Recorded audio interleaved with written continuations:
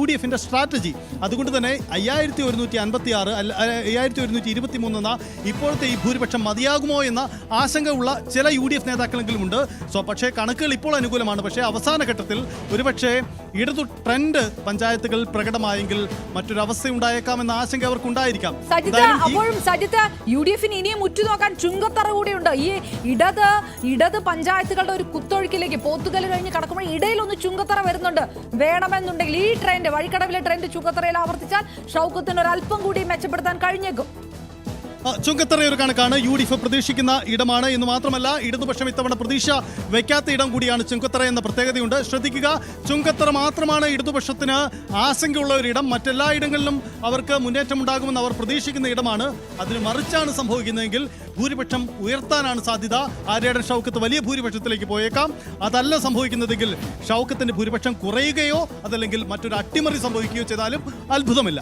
പോത്തുകല്ലും ചുങ്കത്തറയും LDF പ്രതീക്ഷ അർപ്പിക്കുന്ന രണ്ട് പ്രദേശങ്ങൾ തന്നെയാണ്, സംശയമില്ല. നമുക്കറിയാം കഴിഞ്ഞ തവണ പോത്തുകൽ 506 വോട്ടുകൾ LDF ലീഡ് നൽകിയിരുന്നു. ചുങ്കത്തറയിലാകട്ടെ UDF ലീഡ് നേടിയ ഒരു സ്ഥലമാണ്. അവിടെ എന്തെങ്കിലും വ്യത്യാസം ഉണ്ടാകുമോ എന്ന് LDF പ്രതീക്ഷിക്കുന്നുണ്ട്. അതേപോലെ തന്നെ നിലമ്പൂർ നഗരസഭയിൽ 1513 വോട്ടുകളുടെ ലീഡ് കഴിഞ്ഞ നിയമസഭാ തെരഞ്ഞെടുപ്പിൽ LDFിന് ലഭിച്ച ഒരു സ്ഥലം കൂടിയാണ്.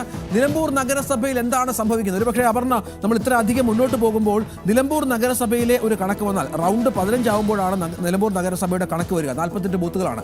അപ്പോഴേക്ക് വളരെ കൃത്യമായി തന്നെ ആരാണ് നിലമ്പൂരിൽ നിന്ന് ഇതൊരു വലിയ വിഷയം. ഇതിനകത്ത് ഈ നിലമ്പൂർ നഗരസഭ കൈവിട്ടാൽ അത് LDFിനെ സംബന്ധിച്ചിടത്തോളം ഇതുമാത്രമല്ല, അടുത്ത തദ്ദേശ തെരഞ്ഞെടുപ്പുകളുമായി ബന്ധപ്പെട്ടും LDFിന് അതൊരു നാണക്കേടുണ്ട്. കാരണം 23 വാർഡ് LDFിനുള്ള സ്ഥലമാണ് നിലമ്പൂർ നഗരസഭ.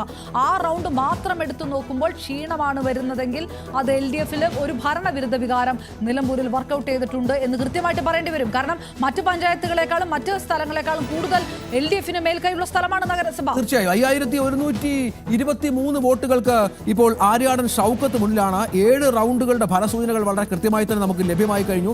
അപ്പോഴാണ് ഈ തരത്തിൽ ഒരു വ്യത്യാസം ഉണ്ടാകുന്നത് എന്നുള്ളതാണ് ഏറ്റവും നിർണായകമായ കാര്യം. 7ാം റൗണ്ടിൽ 372 വോട്ടുകൾ മാത്രമാണ് ആര്യാടൻ ഷൗക്കത്ത് ലീഡ് നേടാനായത് എങ്കിൽ പോലും അത് ആശ്വാസകരമായ ഒരു കണക്കുണ്ട്. 7ാം റൗണ്ടിൽ 4115 വോട്ടുകളാണ് ആര്യാടൻ ഷൗക്കത്ത് നേടിയത് എന്നുള്ള കണക്ക് കൂടിയാണ് മുന്നോട്ട് വരുന്നത്. എന്തായാലും മിക്ക മേഖലകളിലും വലിയ മുന്നേറ്റം ഉണ്ടാകുന്നു ഷൗക്കത്തിന് എന്നുള്ളതിനാണ്. 5123 എന്നുള്ള ചെറിയ കണക്കല്ല. ഇതിനകം തന്നെ നമുക്കൊരു കൗതുകരമായ കണക്ക് വരുന്നത് എല്ലാ റൗണ്ടുകളിലും 10% വോട്ടുകൾ PV അൻവർ നേടി. വികാരം അതിശക്തമാണ്.